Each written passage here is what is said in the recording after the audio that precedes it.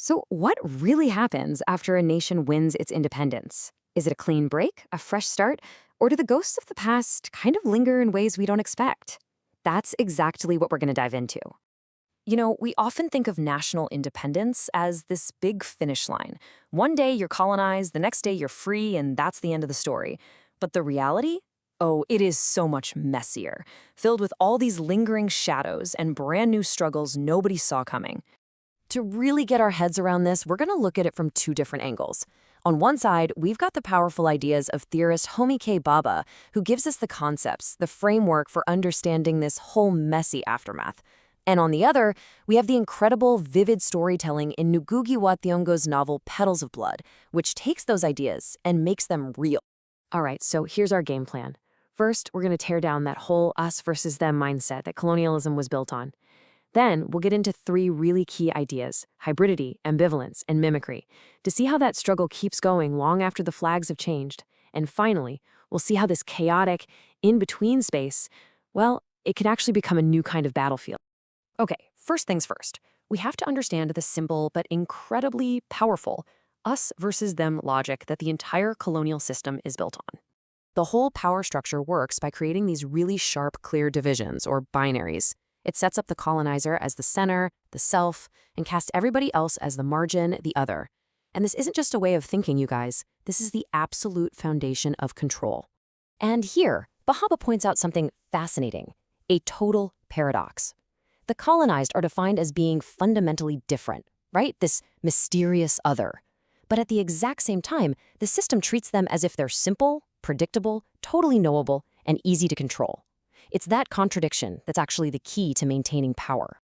So what happens when those nice, neat us versus them lines start to get all blurry after independence?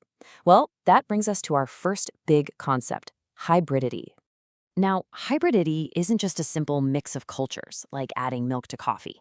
It's more like a collision, a crash that creates something totally new, something that's often fragmented and unstable. It just shatters the whole idea that any culture was ever pure in the first place. Ngugi's novel just paints the perfect picture of this.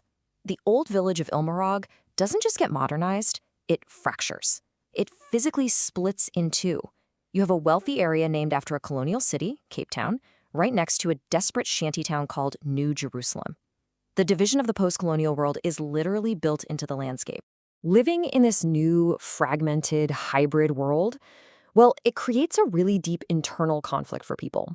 And that's what Bhabha calls ambivalence. Think of it like this. It's that feeling of being pulled in two opposite directions at once. You can't fully belong to the old, pre-colonial world anymore, but you also can't completely fit into the new one. You're just caught, stuck in this constant, unsettling tension. And we feel this tension so strongly in characters like the elder Ngugi. She holds on to these powerful memories of the village's traditions, its community spirit, but those memories are constantly clashing with this harsh new reality of every man for himself capitalism. She embodies that painful gap between what was and what is now. So if you're caught in this ambivalent hybrid world, how do you get by? How do you maybe even get ahead? Well, one very common and often tragic strategy is called mimicry. Now, this is absolutely crucial. This imitation is actually encouraged by the new power structure. But here's the catch. It's a game that is rigged to fail. The goal is to create a copy that is, like Bhabha says, almost the same but not quite. That way, the original always stays superior. It's a trap. In Petals of Blood, the peasants are totally drawn into mimicking this new capitalist way of life. They're taking out bank loans, buying modern products, giving up their traditions, all because they believe it's the only way to make it, the only way to be seen as successful by the new elite. But of course, the mimicry is a setup. The system makes sure their copy fails. They can't grow enough to pay back the loans. And just like that, they lose the very land they were trying to improve. They end up totally dispossessed, even more dependent than they were before. But here's the twist. This uncomfortable in-between space, the one created by all this hybridity, ambivalence, and failed mimicry, it isn't just a place of defeat. As both Bhabha and Ngugi show us, it can actually become a new kind of battlefield. This is a really radical idea, right? That this messy, unstable, in-between reality is the exact spot where old power structures are at their most vulnerable. It's a space of crisis, yes, but it's also a space of opportunity, where new, unexpected forms of resistance can bubble up to the surface. The character Wanja is the perfect embodiment of this. I mean, look at her journey. She starts as a victim of the new elite. Then she tries to mimic their capitalist drive and starts a business. When that's taken from her, she's forced to the absolute margins of society.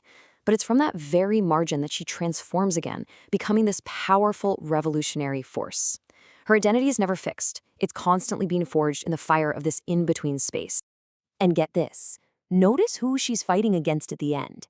It isn't the old colonial masters. It's the new local elite, the Black oppressors, who have just picked up the same old system of exploitation. And that just reveals the core truth. The colonial struggle doesn't just end, it just changes its face. And that leaves us with a final, pretty provocative thought. These forces that Bhabha and Ngugi mapped out for us, these ghosts of colonialism, they didn't just pack up and leave when a new flag was raised.